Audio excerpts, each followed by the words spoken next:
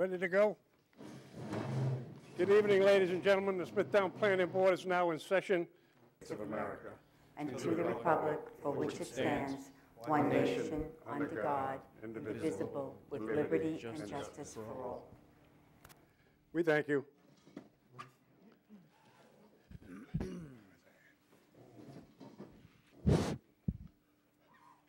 Please. Good evening, Mr. Chairman and members of the board. The first item on the agenda, the Planning Department recommends the following items for adjournment, as we have insufficient information to act upon them. Part 1, Item 1, number 2011-01, All Seasons Motor Lodge. Item 2, number 2011-04, Indian Head Family. Item 3, number 2010-06, KVC Holdings. Item 4, number 2009-05, FB4 Realty. Part 2, Item 6, number 922, Sesame Estates. Item 7, number 1053A, Berg Estates. Item 8, number 911A, Glen Hill Northern. Part 3, Item 9, number TC 11-01, T-Mobile Northeast, LLC. Part 4, Item 10, 280A, application of Olivia Estates. Mr. Chairman, these are the items the Planning Department recommends for adjournment. Is there anybody here to be heard on those items to be adjourned? Hearing none, a motion. Mr. Chairman, I'd like to make a motion to adjourn the items read. Second. All those in favor? Aye. Aye. Opposed? So ordered.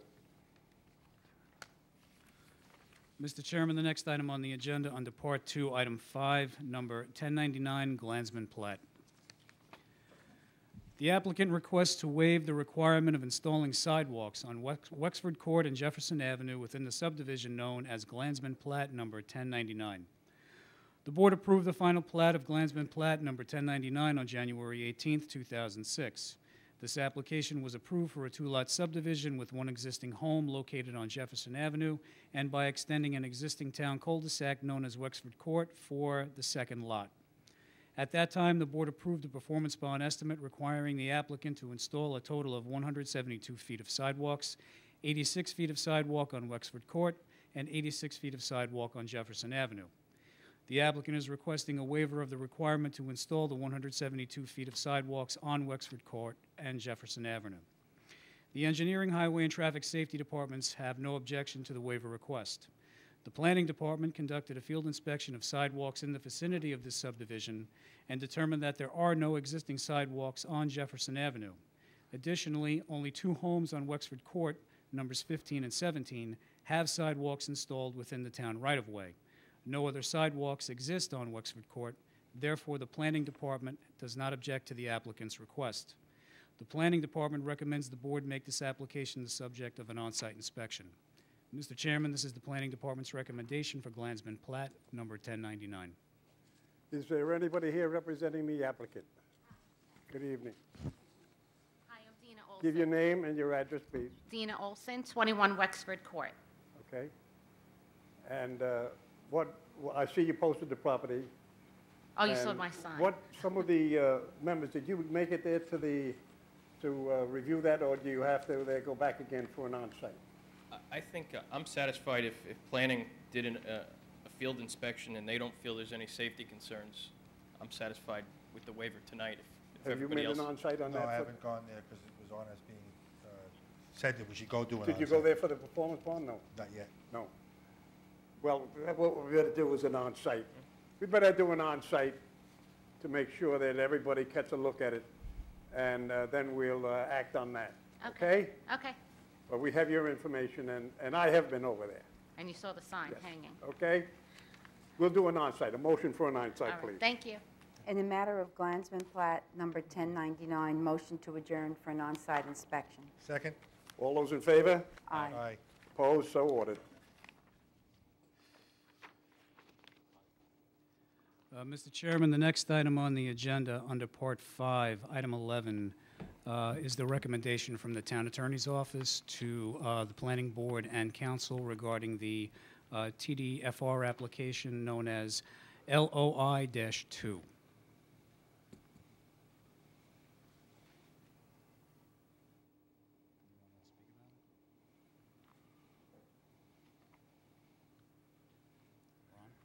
And Counsel? You were going to handle this question? No, this question was referred to the town attorney for her response. Well, the first question that was asked that was relative there to this was at the end of the meeting, before we adjourned, Mr. Earhart asked the question, under section 323, where does it state any reference to a lot or anything else in that section? So that's my first question. Defines section 323, defines a pre-existing lot as a parcel that is exempt from Article 6 of the Suffolk County Sanitary Code pursuant to section 760 through 609 of the Suffolk County Sanitary Code, and also either meets the minimum lot area and frontage required by Chapter 322, the town zoning code, or has not been held in the same effective ownership as any contiguous parcel at any time since the date that the parcel became standard under Chapter 322. That boils down to be a pre-existing lot that existed prior to the zoning code. Counsel, is there anything that states specifically in 323 that it has to be, that there's a requirement for single and separate? Single and separate is a term that's not found in the code. So, but there's nothing that says in 323 that there has to be a determination made on single and separate, correct? Yes, it says in order for the parcel to qualify, it must comply with the two sections I've just Can you mentioned. take the mic, please, so we can hear you? But I'm saying, does it say specifically that it must be single and separate? No, it does Thank not you. include the Thank you. word single and separate. Fine, thank you. All right, questions by the board, and I'll take them in any order. Jim, have you had time to read this? I am really not pleased with the way this memorandum has come to the board. We have to read it on the night that we have to ask questions. Yeah, I would say, I have started to read this. It seems to be very technical. There's a lot of references to different sections of the town code, different sections of the Suffolk County Health Code, and I myself would prefer more time to study it and think about it before I start to ask questions. I mean, I can start to ask them now if you want me to, but I would think, I personally would like more time to review this, having just received it. I think that that's the point I've been trying to make, Frank, is that this data is being presented to us tonight, and there's been plenty of time, 2 weeks, for somebody to get this to us, to be able to have at least there a direction that we want to go in. For the board's knowledge, we received this at 4:30 this afternoon. It was hand-delivered over to council by Blaze himself on his way home from work. We received it at that particular point in time. So I do not have control over the town attorney. What I was asked by this board to do was to contact the town attorney, and which I did, and to estimate when they would have a decision ready. And I informed the board that within a day or so of the last meeting, that the town attorney said that they will have a decision by this meeting. In your packet, I also put a memo in your packet saying I had not yet received the recommendation, but that we are still awaiting the town attorney. I could only say that we responded diligently to the town attorney. Our memorandum that we sent to the town attorney was the next day, and the town attorney evidently felt that this was a matter for what reasons that are unto themselves, that it took a time for them to review. I do know that they were checking with the Board of Appeals Council as of early this morning with regard to the memo. Can I ask you a question? I don't want to blame anybody, but the point is that if the facts are, we just received this, and I'm not, again, I want to blame anybody along the, sometimes things take time. I just personally, from a personal perspective, feel that the application would be better served if I had more time to review this. That's all, and I understand the people are here tonight. That's just my, having just read it, it's very technical, and there's a lot of references in there that I think require more consideration than I could give it just to it tonight. That's all. Barbara? Frank, you said that there was a memo advising us in our packet that of the fact that you hadn't heard from the town attorney? Yes. But I didn't get my packet. Yes, So I'm in the dark most of the time, and I didn't even know, I thought that even this might even be in the packet, but then, of course, we had that discussion.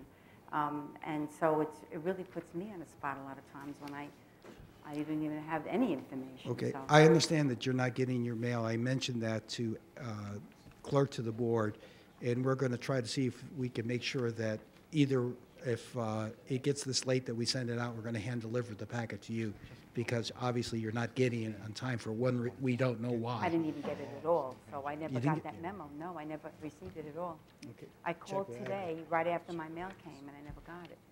So, and I've gone to the post office numerous times too, but, so I didn't get that memo, and again, this is really difficult as it is to swallow this all up in a few minutes, and although I pretty much read everything else, and I really don't have much of a problem with it anyway, but. Okay, well, we have two issues. One, we'll try to get you your packet in a timely fashion the next time, and we'll see what we can do there. Frank, the question that I guess some of us on the board asked during the last meeting was very specifically as to if we could find out if there was any precise language that said, because you had mentioned that there is a requirement for single and separate in order for the planning board to act on it. And I got a sort of an answer saying that nothing is mentioned about the requirement of single and separate in order for the planning board to act on it. Yeah, that's not it. No, that's not what I said. Okay. I said the words single and separate do not appear in the Right. statute. That's what I said. So again, is there a requirement for a TDR In on order, single and separate? well, I've read the memo, I attended the meeting, and I've read the statute. In order for a parcel to qualify for our consideration, whether it can have a TDFR, it must comply with, must be exempt from Article 6, and I'll repeat it again, of the Suffolk County Sanitary Code, and the parcel must either meet the minimum lot area and frontage required by Chapter 322, which is the zoning code, complies with zoning, or, and this is where the single and separate as opposed to the terminology they use to define a parcel that doesn't comply with zoning is laborious at the very least, has not been held in the same effective ownership as any contiguous parcel at any time since the date that the parcel became substandard of Chapter 322. Essentially, it's said, what it boils down to is what we commonly understand as a non-conforming parcel, which existed prior, all right, Correct. to the zoning. So it must either comply with zoning or not have to comply with zoning in order to be considered by us for a TDFR. And from what I understand, this particular lot was in existence somewhere in the neighborhood of 1922 prior to zoning, therefore would qualify, because it's been held by the same particular family as a non-conforming lot. Thus, if I'm interpreting it right, thus exempt from the requirements that you had mentioned.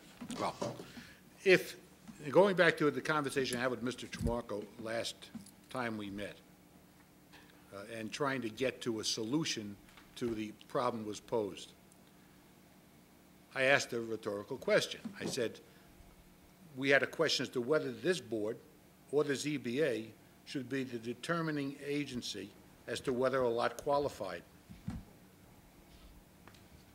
I have two more questions there, and then I'll entertain the council. The reference there that was given to us tonight that we can't disclose because it's an attorney-client privilege thing, it says a request for interpretation of Chapter 32 versus Chapter 323. Now, the only reference that I've seen in the application there that was handed to us there at the previous meeting was Chapter 323. No mention of 322 at all. Am I right?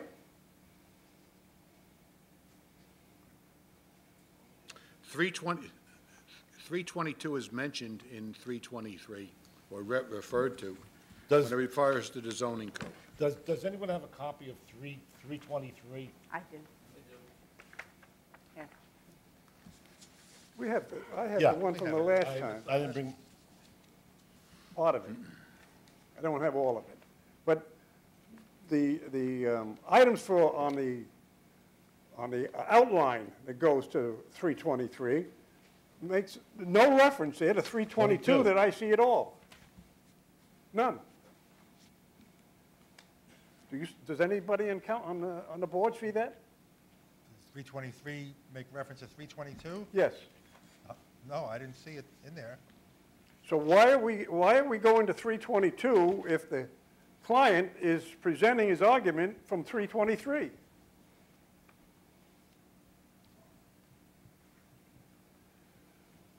Well, we just,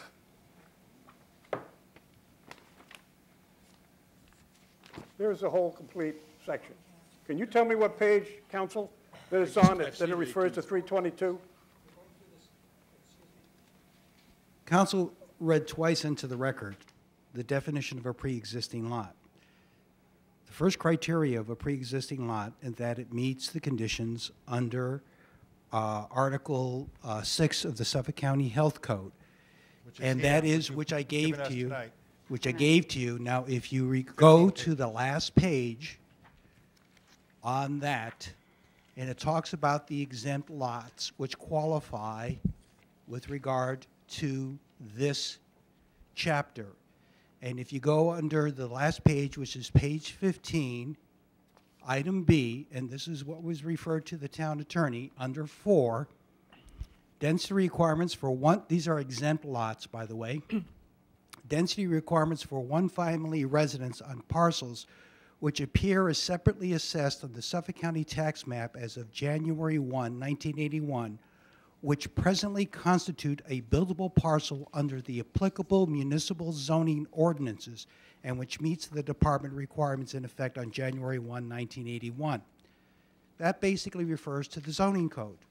In other words, what they're saying is, which is the first part of a pre-existing lot, is that it must be considered buildable under a municipal zoning ordinance, which is Chapter 322. and how about non-conforming? Legal non-conforming. I'm not sure what your question is on that. Does not a legal non-conforming lot that was existence and drawn up prior to zoning, is not those rights grandfathered on a continual basis as long as there's no lapse in ownerships? Okay. The determination for that is the Board of Appeals, and I gave you a section of the code, which is 322-74. Well, we're not talking about this Board of Zoning Appeals. What I'm mentioning is. No, what we're talking about is the zoning code. But I understand that, but there is leverage in this particular 323, and we keep going over it as to legal non-conforming lots as the exemptions. And a legal non-conforming lot is defined in the zoning code, and the basis for the legal non-conforming is by definition in the zoning code. But There is no other place that this is located I on. understand that. I understand that, Frank, but this lot was a legal lot on its prior to zoning. It was acquired as a building lot. When you say it's a legal lot, Non-conforming. Okay. Legal non-conforming. That is a determination that is made by the Board of Appeals as to whether or not it is a legal, non-conforming lot. The procedure is not made administratively. I don't know how else to explain it to you, but it says right in the code, it says in the code that a non-conforming lot may be used or a building or structure may be erected on such lot for use in accordance with all other applicable provisions of this chapter upon approval of the Board of Appeals. But we're not looking to construct. What is in front of our board We're looking to use is it. a TDR, which goes back to 323. It says a non-conforming lot may be used or a building or structure may be erected. We're trying to use this lot. I think what Mr. Yellen is getting at is that maybe there's a different standard applied when we're trying to sterilize a piece of property as opposed to build on it. Exactly. Or If you're trying to sterilize a piece of property, it says in the Suffolk County Health Code, that's the section that I gave you, that it must be buildable.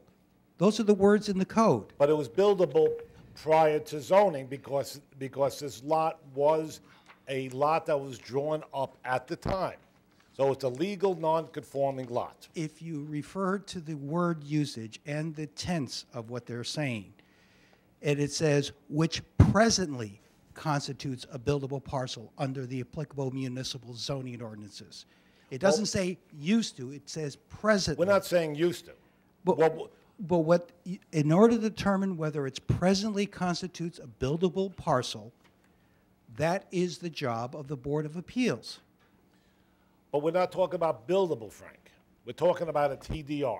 But that's the basis upon which you give TDRs, is Article 6. I understand, but from looking at this process, it was a legal non-conforming lot because it came into a conception roughly in the 1920s, which is roughly 13 years before zoning was put into place. So he has the right of a building lot. It's a buildable lot. And the whole process here is to And if the have argument, I don't agree with your argument at Well- all. However, it doesn't make a difference. What is the determining factor is who makes the final determination is the Board of Appeals. It doesn't make a difference what my opinion is, and it doesn't, and what I'm not trying to be respectful about this, it's not the board's opinion. The final determination is to who makes the determination as to whether a lot is non-conforming is the Board of Appeals. And what I have said, let me finish. What I have said is if the applicant goes to the Board of Appeals and the Board of Appeals grants this, it doesn't make a difference whether I'm for it or against it. They've made the determination. But and that's they've your opinion, Frank. That's your opinion on 323. All right, that's your opinion. How we Gentlemen, I don't know how else to say this, but when these are laws that we deal with on a day-to-day basis. It says very clearly in here, it doesn't say for transfer of development rights that we'll consider something different. It says that the lot must constitute a buildable lot under the municipal zoning ordinance. That's But what it is a buildable lot, County Frank. Health Code. That's correct. But it Which is a we buildable apply, lot. and that's the basis upon which we develop our transfer development right ordinance, because we're supposed to follow the county's guidance. The whole reason behind the TDR program is to take the program away from the county and to put it on the town level through an intermunicipal agreement. But what we have to do into this is this board has to send a letter that says that it complies with municipal zoning. That's what And the since letter of it- interpretation is. That's what they're here for now. And we understand this is the first case with the new That's statute, correct. right? So that's probably part of the reason that we have a lot of these questions. But they're at the beginning part. So they want a letter of interpretation, which is what we would give to them, finding that the parcel is buildable. Well, you don't find that the parcel is buildable. You find that the parcel has the density credits. You don't, this board does not find, when you do a subdivision, you don't. But don't we have to find that it's buildable in order to determine how many density That's credits it what has? that's what the Board of Appeals does, and that's what the argument is. When this board does a subdivision and you have environmentally sensitive lands, or you have lands that have steep slopes or whatever that are unbuildable, it's not your opinion as to whether they're unbuildable. It's determined by the town engineer. It's not an interpretation. What this board is given is what is told is eligible by the Board of Appeals as a buildable lot. And what the code has said consistently is, and we've always had this in our code, this is not something new, is that the Board of Appeals determines the non-conforming essence of a lot. They make that determination, not me. The letter of interpretation would be something that they would take to the health department? It's something that we would mail to the health, not that. Right. And it provides what? What is the letter of interpretation? The letter of interpretation basically says that it meets the requirements under the Suffolk County Article 6. And we give that. Right? We have to give the letter of interpretation. That's correct. But you're That's the saying, problem but with- you're saying that the town board told us that we have to give the letter of interpretation if we find it's warranted, but we don't have the power to find the facts that give us the reason whether or not we should or not make that determination? The TDR ordinance is not there to if you all have a copy of it. It's there for transferring development rights, and the reason for transferring development rights is most of the cases that this board will handle, or the majority of the cases that this board will probably handle, are cases that do not involve a direct zoning question with a substandard lot. This ordinance was not written with that in mind. This provision of non-conforming lots was just added to the code in January. The TDR ordinance itself originally eliminated that provision. But we're dealing with after January. That's correct. Okay, so there is an issue. As far as I look at it, the issue is that it's before us, and it could be interpreted as a legal non-conforming lot because it was drawn up on a subdivision with a paper street roughly in the year 1920s or in the 20s or any time prior to zoning. It's been in the same it's been held in the same ownership, and therefore the non-conforming issue is still current. I'm reading here in this section, letter of interpretation, a letter issued by the planning board that indicates the number of density flow rights that could potentially be severed from a proposed sending parcel through a private party or a public party transfer. So we have to determine the number of density flow rights that this particular property could transfer. That's correct. Okay. And once we make that determination, we issue the letter of interpretation. That's correct. And what evidence would we need to have presented to us in order to make that determination? Well, what the reason for, well, you would have to determine which is effectively, and the reason why this is before the board, and there's the entire section on it, is this board was given this power because you determine yield on what a property is. That is normally a power given to the planning board in determining how a subdivision is to be done. So that's why you were given this authority, and that's why it's authorized under state law under Section 261. You determine the yield. Okay. So that's what happens here. But the question that comes up is we're not dealing with subdividing a parcel. We're dealing with a parcel that is substandard. And Mr. Yellen believes that it is non-conforming. What I'm saying is it's not a question, it's a ministerial act for, it's not a ministerial act to determine whether it is non-conforming or not. It is only and solely the Board of Appeals. What I am saying is if anyone walks into my office, and shows me a 6,000 or 8,000 square foot lot in a quarter-acre zone, there's no way that they're going to get a building permit on that until they go to the Board of Appeals, regardless of their paperwork. But we're not looking for a building permit, Frank. We're not looking to they're not looking to construct anything. They're looking to for use a TDR, and I think what Mr. Earhart is mentioning is is determining the amount of flow that could be transferred. Okay, Potentially. Potentially transferred. Let's go back to the basics For a fire station. This is not a that's lightweight looking- matter. Well, Frank, that's what we're looking to determine. Gentlemen, let me see if I could say this in a different way, because I had a rather long conversation with Walter Hilbert about this, who is the head of the Suffolk County Department of Health with regard to these type of items.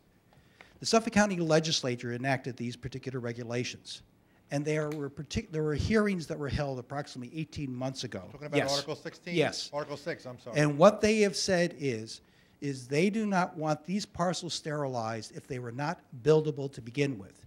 It was not a new law. That was always the law that was in effect. And we are told that we have to enforce that law. In other words, we're not going to transfer things if they never had the right to build on it to begin with. But this was buildable. That's your interpretation. What I'm saying is the only way that can happen is if the Board of Appeals grants it. I can't grant it, and you're not given that authority to grant it. Under the code, they are, because it says municipal zoning ordinance. No, you were the one that brought in the zoning board of appeals, the 322. It was not brought in by council. The council gave us there in his presentation 323, period, nothing else. Now, that's what he expected an answer on. Gentlemen, I do not know how else to explain this to you other than the basis upon which you could transfer development rights is a buildable parcel, period. There is no other debate. Somebody has to decide whether it's a buildable buildable parcel, parcel and or then we not. don't have the power to do that. Let's go to the zoning board. That's of correct. appeals. Now, I mean, let's not lose sight of what's going on here. Apparently, the fire district wants to expand or build a firehouse to serve the community. Apparently, the applicant is looking to transfer development rights that will allow the fire department to build a firehouse. So what can we do to move this process along at this point so that the firehouse can be built if, in fact, it should be built based upon this transfer of development rights? If the applicant feels that this is truly meets the criteria that is a non-conforming lot, then they apply to the Board of Appeals, get the determination from the Board of Appeals, and then we come back to this board. If the Board of Appeals grants it, doesn't make a difference. They have the right to build on that particular property. If they don't, Frank, this is the most disgraceful thing that I've ever seen in the 15 years I've been on this board.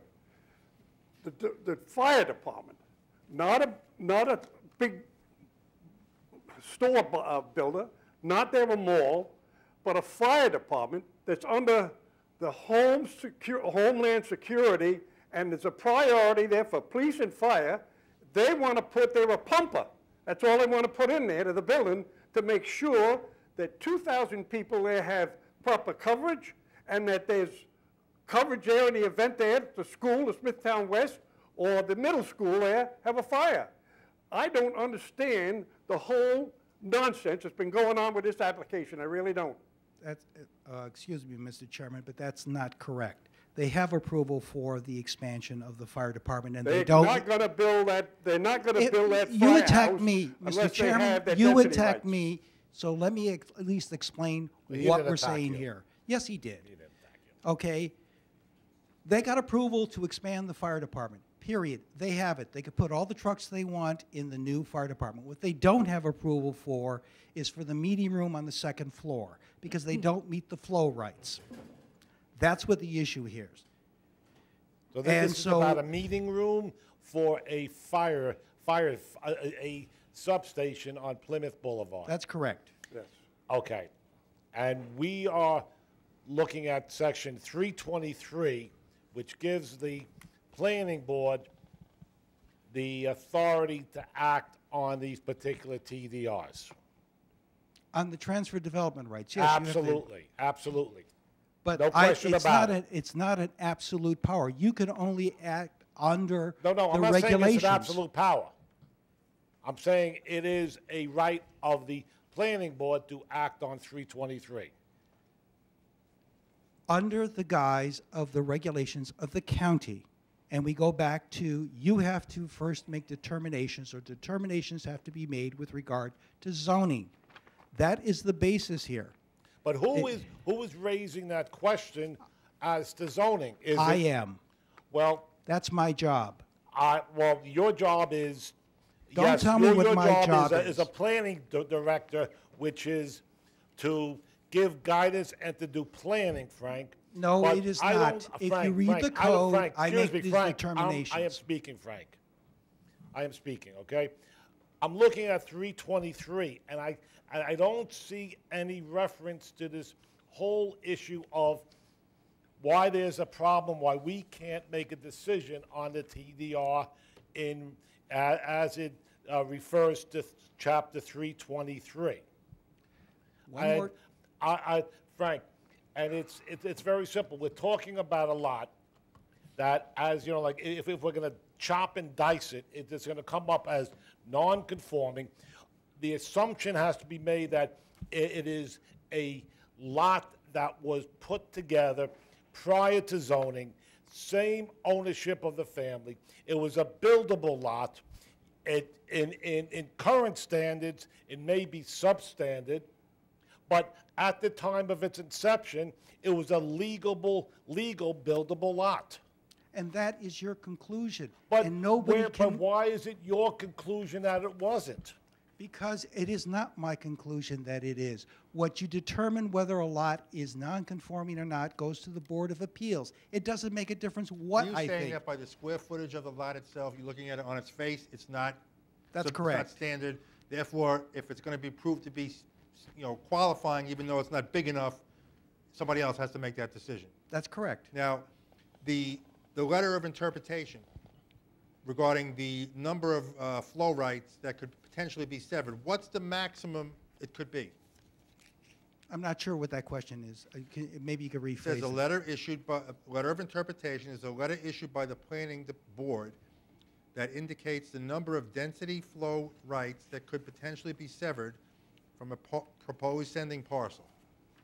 The density flow rights depend upon the size of the parcel. If it is a 20,000 square foot lot, okay, if it's 20,000 square foot and it's a legal lot, then they get a full credit for density flow rights, which amounts to 300 gallons of flow per day. That's a full credit. And what size What- is this lot? This lot is 6,000 square feet. However, what the applicant is attempting to do is to get a full credit of 300 gallons on this lot. And these lots, if they are buildable, when the Article 6 went into effect in 1981, they could get 300-gallon credit, a full credit, if it was a buildable lot back in 1981, or currently under the current code. That's what we're And discussing you're here. saying that someone else has to make the decision as to whether or not it's a buildable lot. That's correct. All right, Counselor, your comments? Good evening, Mr. Chairman, members of the board. My name is John Zolo. I just had a few preliminary questions. I guess the town attorney rendered an opinion letter to the board. I'd like to get a copy of that, please, because I'd like to know what the opinion is, and I believe I'm entitled to it because I think, as I understand it, the question that was put by this board to be answered by the town attorney was whether the planning board under Chapter 323 had the authority and the power to determine the yield for health department purposes on specific lots. I believe that was the question. At least like to know what the answer is to the question that was put forward. And then, since this is a case of first impression for this planning board, I believe that memo from the town attorney, who's not counsel to the board, is setting policy and procedure for this board on how to handle these type of cases. And I understand what Mr. DeRubio is saying with respect to the application going to the Board of Zoning Appeals to determine whether or not it's a buildable lot, so you can determine what yield. But I believe that Chapter 323 also gives the power to this board to determine density flow rights. And myself and/or Mr. Chamarko on this application would have to establish to the satisfaction of this board that it was in fact a lot that could yield the the credit, the 300-gallon per day credit. But first, I'd like to know what the town attorney's opinion is. What did the town attorney say? Does it have to go to the Board of Zoning Appeals? We don't have an answer to that question. And second, I believe we're entitled to a copy of that opinion because clearly it's setting policy for this board how to act in the future. And if the board's opinion is, and counsel for the board's opinion is, that we're not entitled to that, then I believe that this board has to make some type of motion and make a finding with respect to how to handle this case. So if there's going to be a challenge on the authority of whether this board is acting or it goes to the Board of Zoning Appeals, that there is a determination by this board that can be challenged in court. So there has to be some type In of... other words, if we don't say, yes, we do it, we're going to say no, so that you can take your remedies Right. elsewhere if that's what you choose to do. But again, no one's actually said what the town attorney's office has said you have to do. It's been dancing around this. Well, I think, just from my answer to your question, I mean, I'm not going to, at this point, disclose what says exempt from disclosure, but I will note, without divulging the substance of it at this point, that it says, if you have any questions on the matter, please feel free to call. I have questions. Call who? Well, the person who wrote it. I don't know about Mr. Chamarko, but historically, I've made phone calls. I haven't gotten them returned. I'll try to make a phone call on this, and I'm going to finish No, he's here with... talking about us. In other Oh, words, okay, the well... memo to me, okay. at the Sorry. end, says, if you have any Okay. questions, please call. All right. I have some questions. I also... I would just like to got call. Okay. I also point out that I believe the board has the ability to waive that so-called confidentiality if it so chooses. But we have taken a process that was so simple and made it much more complicated than it needs to be. I agree with that. And Absolutely. it's I agree with unfortunate, that. and Mr. Earhart hit the nail right on the head. What we're talking about here is building the firehouse and serving a public good, and the benefit here is to the public, and we're taking a process that was intended to be simpler and quicker and bastardizing it. And I also believe that the letter of interpretation, we have, as the attorney for the applicant, would have to present to you sufficient evidence and documents to make you feel comfortable that your letter of interpretation would justify the granting of a full credit of 300 gallons per day. So, That's for the Board of Health. correct. Yes, okay. So I have nothing else. I'd like a copy of the opinion, but Mr. Chamarko, I'm sure, will address other issues. Mr. Chairman, members of the board, my name is Vincent Tremarco. To take the mic, Mr. Tramarko, there, so we get it all down. Yes, thank you. My name is Vincent Tremarco. I represent Peter and Dorothy Machichi. They are the contract vendors of the subject property. I'm just amazed at how much conflict is being stirred up by this application. And as John said before, he's tried to call the town attorney, and I'm going to read it on the record. I called her twice, and then I wrote her a letter. And basically, I'm going to read it. Further to my letter to you of May 24th, incorrectly dated 4/16/10, please advise if you have made any determination with respect to the issues in said letter. That was my first letter. The planning board is scheduled to meet tonight at 8 p.m., and the planning department has indicated that they have not heard from your office. I called the planning department around 4 o'clock, and they hadn't heard anything.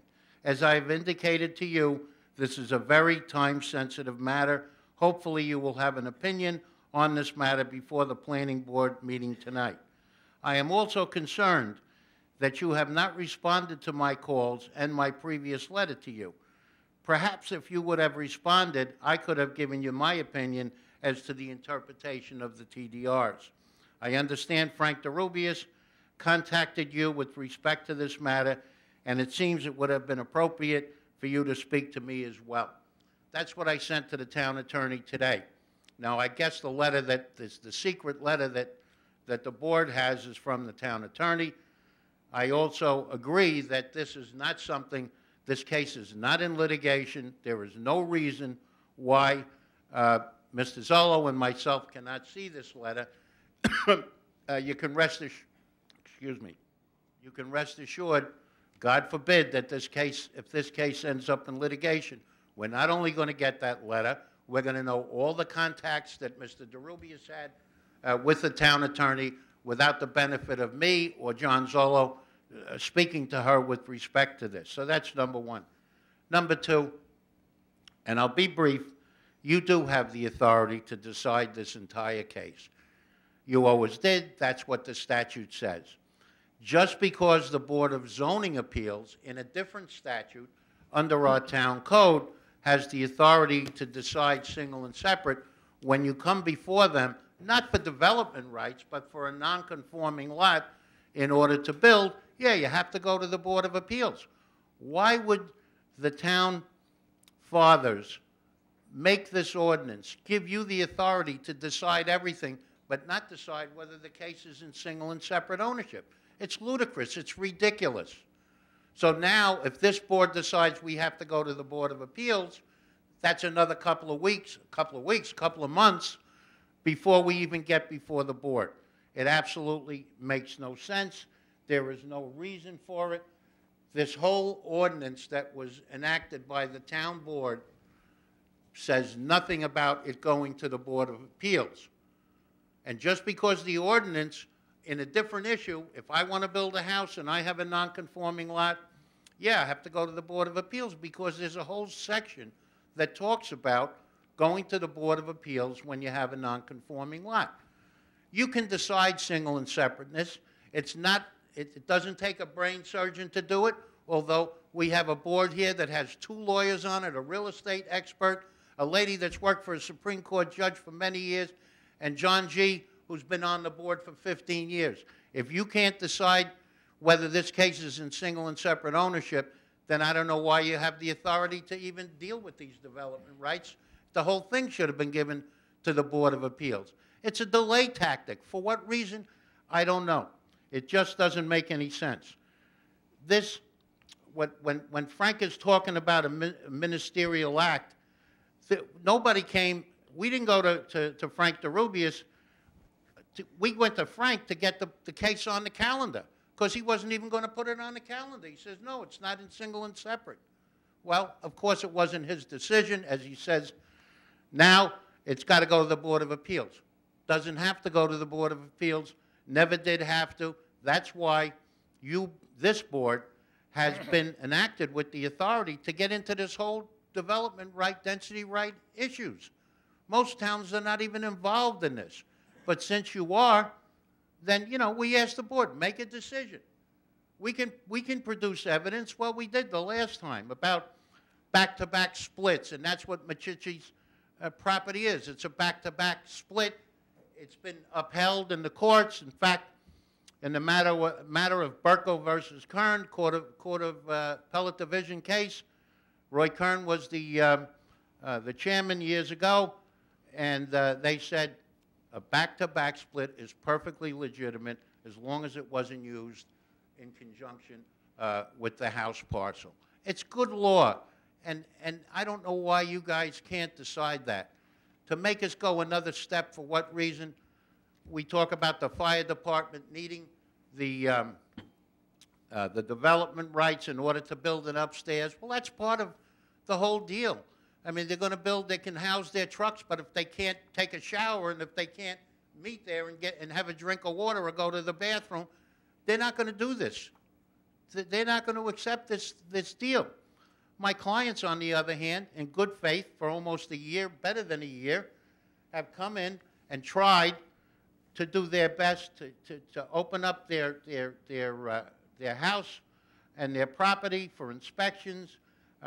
There was an affidavit given by Peter Machichi with respect to the use of the property. The property is on a different street, albeit a paper street, and Frank knows about back-to-back splits better than I do. It's been around a long, long time. And for this board now to say, well, you know what, we don't have jurisdiction. We got to go to another board. They shouldn't have given you the authority at all. If this board makes that type of decision, then maybe you shouldn't be the board to handle this. It should be another board. Why we bring in another statute, why we bring in the zoning code, doesn't make any sense to me. You have it all right here. You have it in transfer of density flow rights. That's what the town board passed. That's what your obligation is to decide. You have the power. You certainly have the ability. And I'm asking the board to make a decision tonight. And you know what? It shouldn't have even gone to the town attorney. You have a board and you have very competent counsel. And it's really not her decision. It's your decision with your advice of your counsel. That's really where it lays. I don't know what she wrote. I'd sure as heck like to know what she wrote, because we can't even argue about it. And again, it's not exempt. There's no litigation here, so there's no reason for this opinion or whatever the heck she wrote should be held in secret. So that's something I'd like the board to vote on, or ask your counsel. There is no reason to say this is exempt from disclosure. There's no litigation. There's no threat of litigation at this point, so I don't know what the problem is. So again, I ask the board, think about this thing, look at the ordinance, and decide it. Otherwise, and this isn't going to be the last time, you're going to get this 50% of the time. They're going to be non-conforming lots that come in, and a guy says to himself, you know what, I don't want the aggravation of going to the Board of Appeals and going through the single and separate.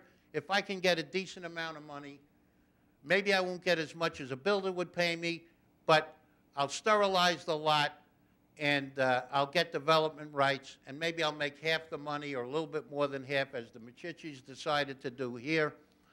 Otherwise, the other alternative is for them to come in and build a house, or sell it to a builder and build a house. Now what do you got? You got more flow.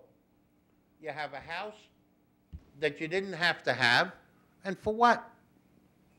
I don't know, and this is probably the biggest boondoggle that I've ever seen with respect to an ordinance in my life. So I ask the board to, to give it some serious consideration. I know you will. Look at what the ordinance says. You have the power, and I certainly disagree with Frank DeRubius with respect, well, it's got to go to the Board of Appeals. You decide variances all the time. When you do a subdivision, it's decided. You give area variances. You give side yard variances. So, and if you were supposed to go to the Board of Appeals, it would have said so in this document. That's the question I had for you. In Section 323, any part of it, does it refer to Section 322 at all? No. No. So there was no requirement to go to the Board of Zoning Appeals set forth there when they made this ordinance. That's right. And you know what? I don't know whether it was thought about at the time or not thought about. I'm sure that the planning department had all the input with respect to this ordinance. So I guess they had a lot of time to think about it. And it's not something where, you're a board. You wouldn't be doing or making a ministerial act. You have 5 members of a board that can make a decision. It's not something that now we got to wait, we got to go to the Board of Appeals because they're the only people in the town of Smithtown that could decide single and separate. That's not the case, assuming we had to decide it. And as Mr. Yellen said, hey, we're not even looking to build. All we want to do is transfer the development rights, sterilize the property so it never can be built. What's better than that? Well, what do you think's going on here? Why do you think you're being, and I don't know, even with what we have in front of us, why are you being told that you need to go to the Board of Zoning Appeals, in your opinion? I'm sorry? Why do you feel that you're being told to go to the Board of Zoning Appeals as opposed to having us decide this issue? Why? What do you think's happening here? Obviously, the planning department's not against firehouses, right? No, absolutely not. So what's happening here? I think Frank DeRubius, in his infinite wisdom, made a decision or an interpretation outside of this document, the Transfer of Development Rights document, because we had an issue. And when I came to see him and I said, Frank, put this thing on the calendar, he said, no, I'm not going to put it. It's not in single and separate ownership. Okay, fine. That's your decision. That's your opinion. Give it to the board. I wrote a letter to Mr. G and all you members, and you decided, thankfully, to put it on the board. The rest is history. You wanted interpretation from the town attorney. It's a secret interpretation, so I can't look at it, and I don't know how to answer it. I'm sure Frank had a lot of input with Yvonne Liefrick. She didn't have any input with me. She doesn't answer my phone calls, nor does she answer my 2 letters, and I think John said the same thing. So we're in a hell of a fix right now. And I don't know why Frank wants it to go to the Board of Appeals. If it was written in here somewhere, then I'd shut my mouth and we wouldn't even be talking now. We would be at the Board of Appeals. So, again, we asked the board to consider this. It's not brain surgery. It's something that you could readily decide. We submitted a bunch of papers. Mr. Machichi's vacant lot is back into the side of his house lot. So if any of the board members looked at it, you can see that it was never intended to be used as part of the house parcel. So why are we wasting all of this time? Why do we have to now go to the Board of Appeals? Because that's the planning department's interpretation. I don't agree with it. John Zolo doesn't agree with it. I'm not so sure what Mr. Schul said with respect to this whole thing, because he was referring to other ordinances. He said you got to go to the ZBA. Okay. Well, we disagree with Mr. Schul also. He's our lawyer. Okay. So that's where we're at right now. And we have a memo here that's very, as Mr. Earhart articulated, that's extremely technical, and we really haven't been provided an adequate opportunity to digest it. So I don't see us doing anything tonight.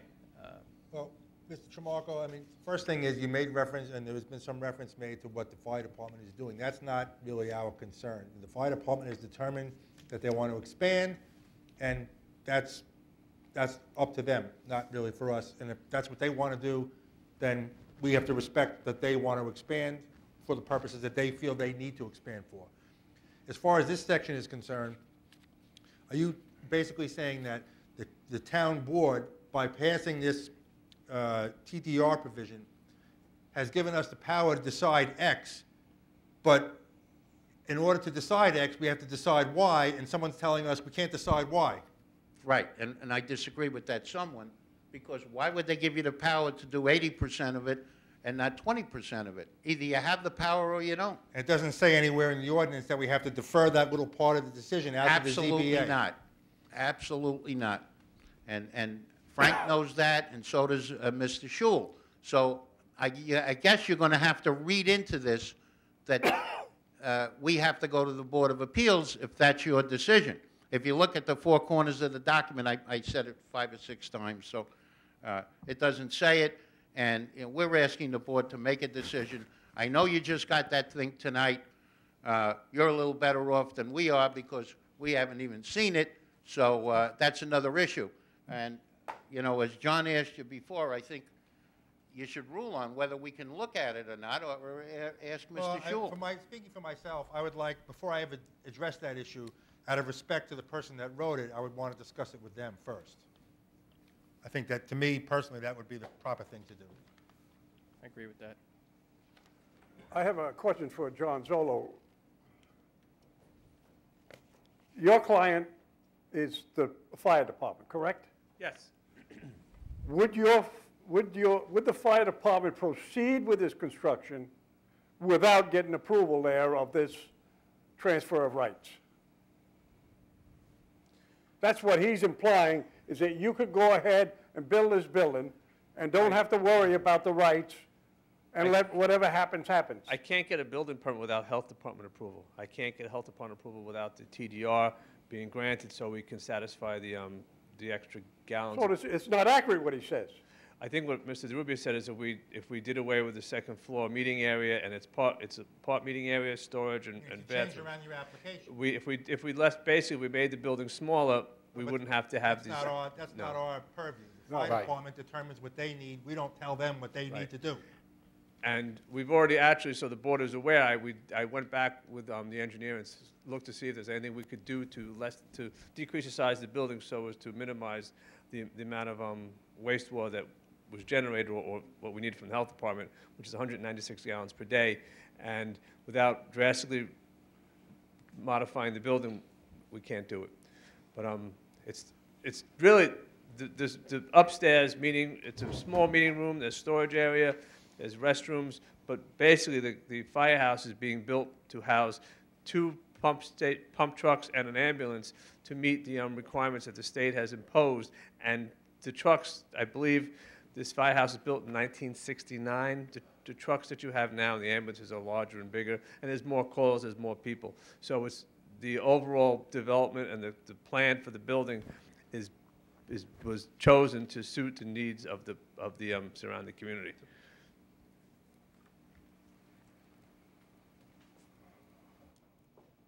All right. Now, any questions there for council? Well, I had a question. On 323.9, calculation of rights, with the exception of subsection C, a single density floor right shall correspond to a parcel having 20,000 square feet of area or the minimum lot area required by Chapter 322 of the Town Code, whichever is greater. But it says with the exception of subsection C. Subsection C says the number of density floor rights for a parcel having an area of less than 20,000 square feet, the planning board finds as a pre-existing lot shall be one. So it's apparent to me that why would it have to go to the zoning board of appeals if we have that, if we can make that determination from this, something that I just need to have explained. The board renders decisions when you do a subdivision on what the yield of a property is. And you include such things as, and you gave this example before, environmentally sensitive lands or areas with steep slopes and things that are subtracted that you are not permitted to do under the zoning code. These decisions are not made by the board. Those determinations are made by other agencies. Those are factored in. And your yield is determined after you subtract those items. In other words, the things that are given to the board to do is to evaluate all the other determinations. And a zoning determination under the law is made by the Board of Appeals. It has the sole right to interpret the zoning ordinance. You have been given only explicit powers in a subdivision, and that's only in the zoning ordinance only gives you that power to work within there. You have no other powers in the zoning ordinance to make interpretations whatsoever. So anything that has to do with a zoning ordinance is made by basically the chief building official who makes the zoning call, and then the Board of Appeals if there's an appeal of that decision. What Mr. Tramarko and Mr. Zola are asking this board to do is to have appeal functions, and that is something we cannot agree with.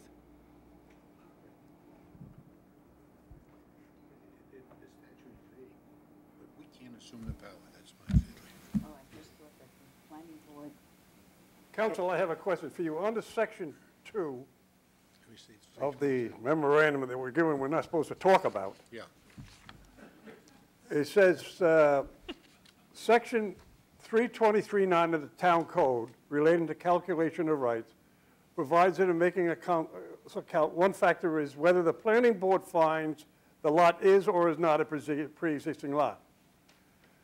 While the provision seems to suggest the planning board is charged with actually determining whether a lot is or is not, a pre-existing lot under 323.4, as already stated above, the definition clearly refers to the zoning matters. It does this both indirectly through the reference to the Suffolk County Code and directly by reference to Chapter 322 of the Town Code. Where does it say in Section 323 any reference to 322? Barbara just read. Give me the code. Barbara just read the section. It's 323 subdivision 9? You see, we were given this tonight. And we have counsel, 2 counsels and the client in here, and we can't ask a question because we haven't even seen it. Haven't seen what? We haven't seen this until tonight. I think Frank explained as clearly as I could. I spoke with you 4 times today. Yes, but I asked you for a copy of Mr. this. Chairman, I'm addressing your ahead. question. I spoke with you 4 times. I Yes. called incessantly to try and get the memorandum. I was given it about an hour before, approximately 6 o'clock this evening. So I understand what you're saying about the memo. The memo being aside for the moment, I've had a chance to read it. And I was speaking earlier, I spoke with Mr. Tremarco when he was at the podium last week. It's clear that the statute, 323, all right, has some loopholes, right? It doesn't establish a procedure. It doesn't clearly address obvious questions that are being raised. So what's happening now is that everyone is taking the vague portion and arguing for their own purposes. So Mr. Tremarco's done. He's done it eloquently. Last meeting we were here, I suggested a solution.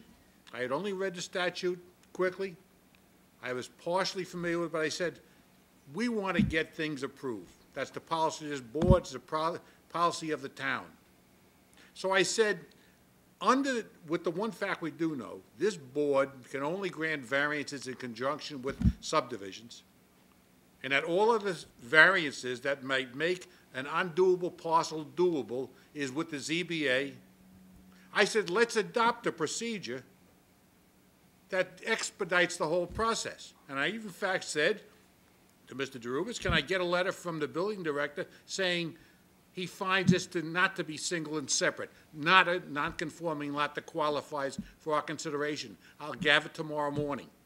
I spoke with, all right, the attorney for the ZBA. I said, when's the first meeting you can put it on?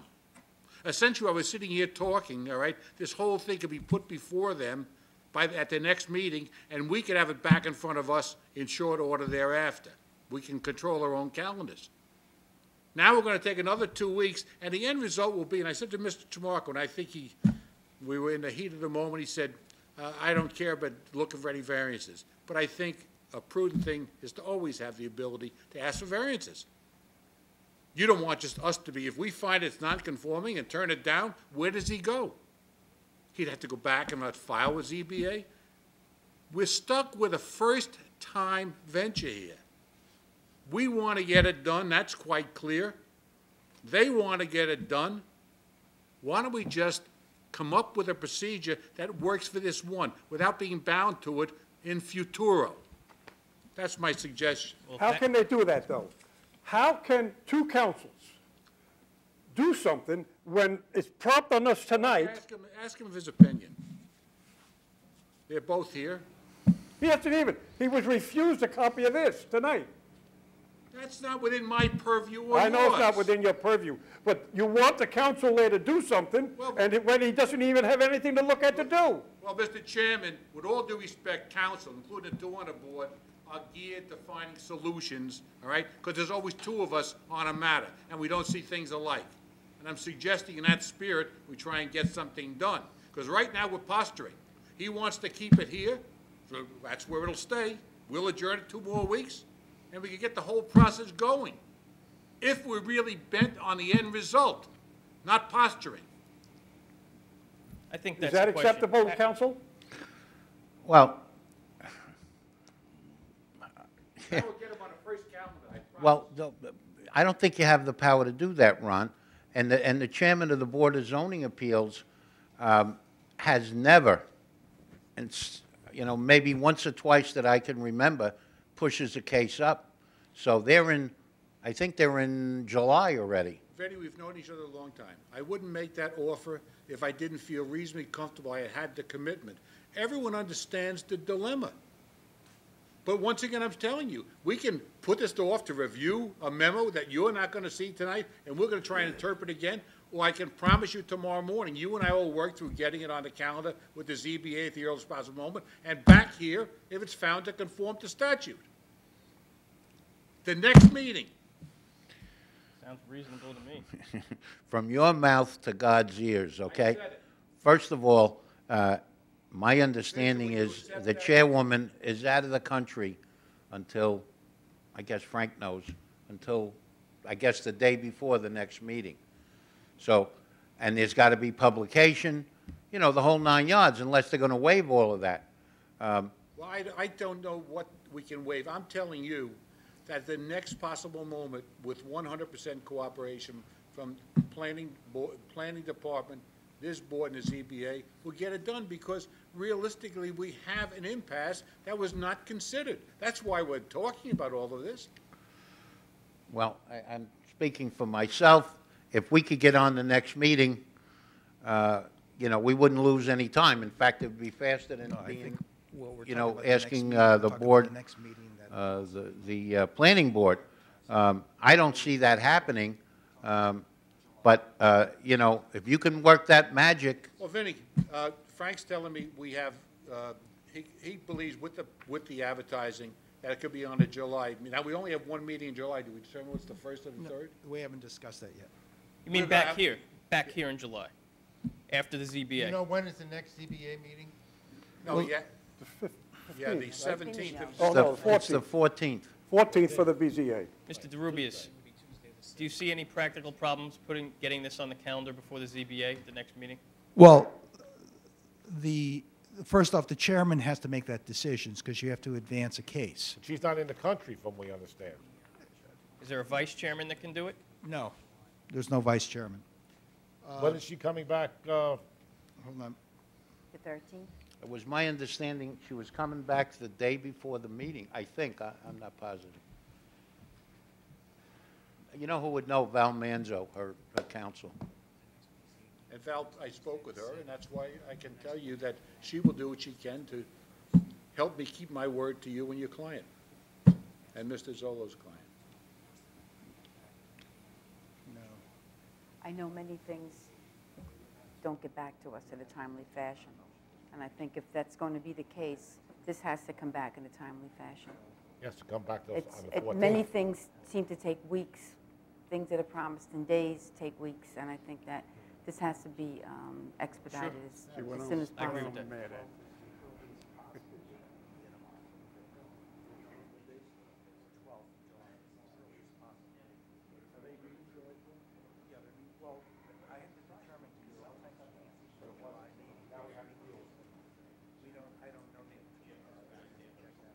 What?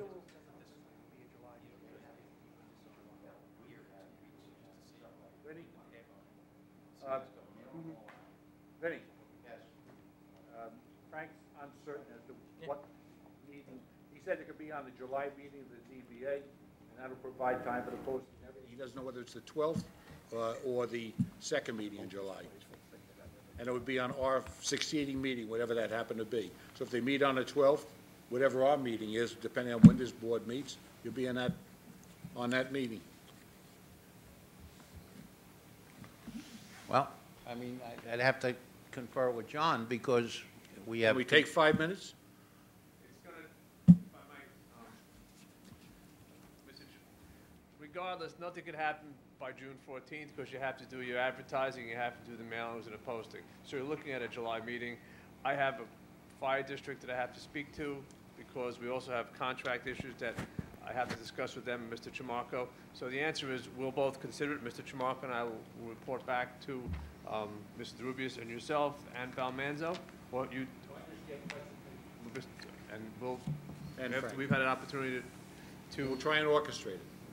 You're not playing golf tomorrow, are you, Ron? No, excuse me, longer. softball. Tomorrow's softball, I think. Tomorrow's softball. You have to bring that up on a public record.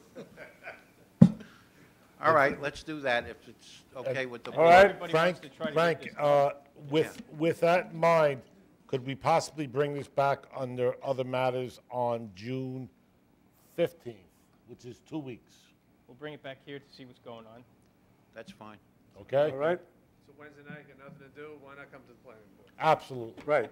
June the 15th, they have a zoning board of appeals on the 14th, and we'll sit on the 15th. Where we can see where it's at, try to keep a tab on it, try to make sure it keeps moving forward, if one way or the other, that somebody can make a decision on it, whether it's us or whether it's the ZBA.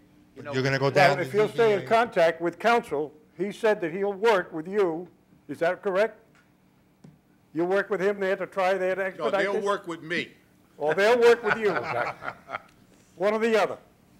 All or right. whatever. Okay? He's a little older than I am, John. so That's I'm all gonna right have to there. work with Is that. there some We're all way- getting older. Barbara, Already. Barbara has a Barbara. question. We could publish tomorrow, I mean, we could we could do the mailings tomorrow. I don't know. I can't hear you, Frank. Without the chairwoman's approval, I can't make any commitments. Why would she not approve? It just, what would it be? It's her, it's her call, just like Mr. G runs this board, Adrian Giordano runs her board. But And I would will- it be any, would it be any harm if council proceeded to do mailings? Yes, it would be, because I will tell you, Mr. Tramarko is correct on this one item. Ms. Giordano is very stringent about advancing cases. And I believe what council has told you, since there's the fire department that's involved in this case, there may be a reason. In 20 years, the Board of Appeals have only advanced 3 cases. Would it and help they if hear- we passed a resolution requesting that she Actually, advance? No. It's not really advancing, she's accepting a referral from this board, so I think there's many ways to accommodate the fire district's request. Is there any objection from planning to it being advanced? No. Okay, so, I can work out the terminology tomorrow. I think they have her phone number. I, Cruising in Europe somewhere, but wait, I will have an answer when Adrian gets back as far as a definitive answer. She will give me an immediate answer. So I will wait till she gets back, and I will meet with her and discuss with her. And I believe Ron and counsel to the Board of Appeals will also meet and discuss it. And, are you asking me or telling me? I'm not sure what I'm asking you. Well, I'm not sure that you're telling me either. I think I could get, if we could get a hold of her tomorrow, and she says okay, and we not publish. I will mail. wait till she comes back. I do not bother people when they're on That's you, vacation. Frank. well, he's saying he's going to do it. Supposing No, Frank- I don't think this is appropriate. Gentlemen, Why I not? will. Wait. He's trying to work within the framework that you have laid out here. How can you What tell I- him he can't do that? What I'm trying to do is trying to respect 2 different boards. And as particular you are to your powers, so is the Board of Appeals. And I could see the chairwoman saying no. And I would prefer having counsel as well as other counsel to her to discuss this with her so she can make the decision. So what's It's your her board. objection to Mr. Tramarko reaching out and trying to get this advanced? So we can try and And work if within... she wants to consult with counsel, she could do that. Gentlemen, Unless listen. she's on vacation. I you will don't tell wanna you how call her I on run vacation. things. You're free to do what you want, but I am not taking responsibility for it. I've advised you as what I think is the appropriate course of action. And if you You wish to think do you'd it, rather wait till she gets back and you would rather speak to her then? I rather, with counsel to the board as well as the other counsel, Val Manzo, make the issue up and discuss this with them. I would note for the record that the fire department already went to the Board of Appeals, which has not been disclosed here. They already got a series of variances for this particular substation, and there are issues that may be particular to the Board of Appeals that are not particular to this board that they may wish to raise. But we're not discussing the fire department. We're discussing a TDR. That is correct. Okay, so the issues with the fire department's variances have nothing to do with this board. Except the reason why we're advancing this particular case is for public purpose, is for the fire department. I understand, Frank, but we're not interested, it doesn't come before us. We are, of course, always interested in all the matters, but the issue with the variances of the fire department are not what this particular issue is about. This issue is about the TDR. Now, the conversation from council was, of our council, was a wonderful suggestion that we try to get it on ASAP. We try to do it on the, get it some type of resolution going forward on the 13th so we could hear it, I'm sorry, the 14th, so we could possibly hear this on the 15th. And now it's come up to our attention that the planning, the Board of Zoning Appeals, our director is on vacation. Efforts could be made by either party to somehow reach out to see if it's doable. Well, I mean, I think I'll go out on a limb here and say we have kind of a unique situation, right? Novel, never seen before. Mr. Schul, is there any problem with you trying to get in touch with counsel to the Zoning Board of Appeals in the absence of the chairwoman to try to work to see if the ball could start rolling forward on this procedure? And if Mr. Tramarko wants to call, it's a The council. Call Val Manzo, who can then confirm with you, and she would make the call. I wouldn't Right. presume to call the chairwoman. right.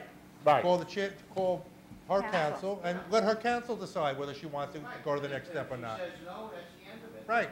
There's nothing I can do. I think it's for them to decide that, not for us.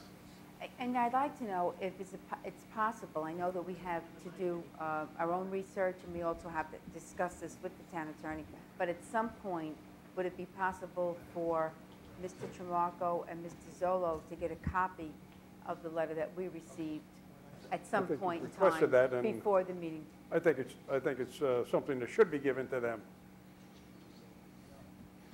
All right. If I may, in addressing Mr. Earhart's, I concur. We can certainly, Val Manzo and I were at the meeting with the town attorney, and without letting the cat out of the bag, the procedure recommended by the town attorney in her memorandum is the one I proposed, which is really what I'm proposing here now. So with short-circuiting the process, I think everyone will be on board. We want to move it forward, we want to get the Let Vinnie make people in the a phone position call to do to what they Val have to do. Manzo tomorrow.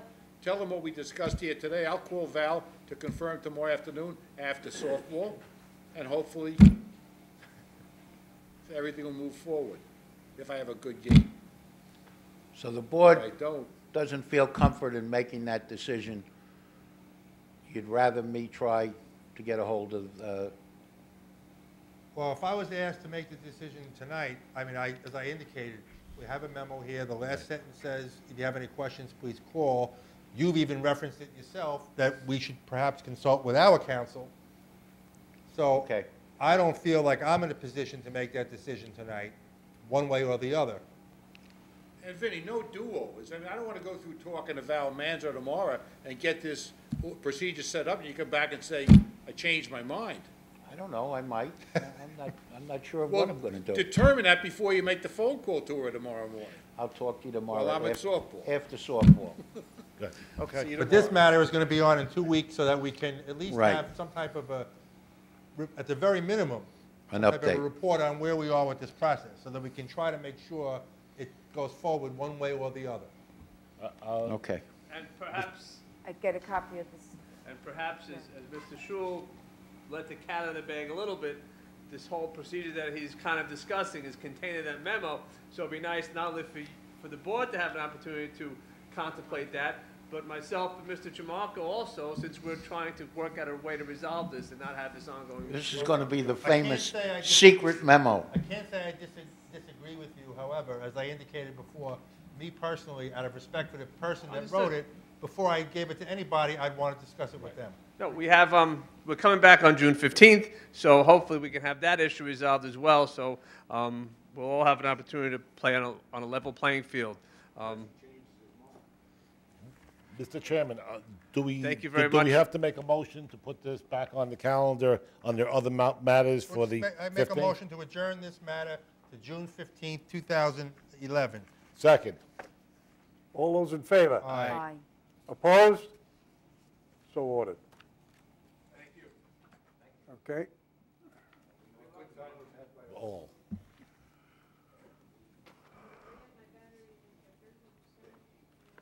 Okay.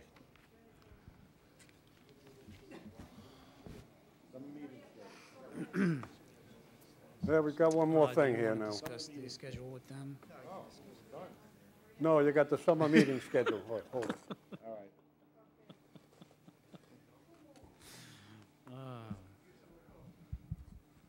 What are your plans for the summer meeting schedule? I think you probably ought to take the first week in July and be available in the event there that this thing there works through here. Does the board want to maintain the July 6th meeting that's already scheduled and abandon the one on the 20th? We didn't do this. Did we do it? Did we set the schedule already? Huh? I don't,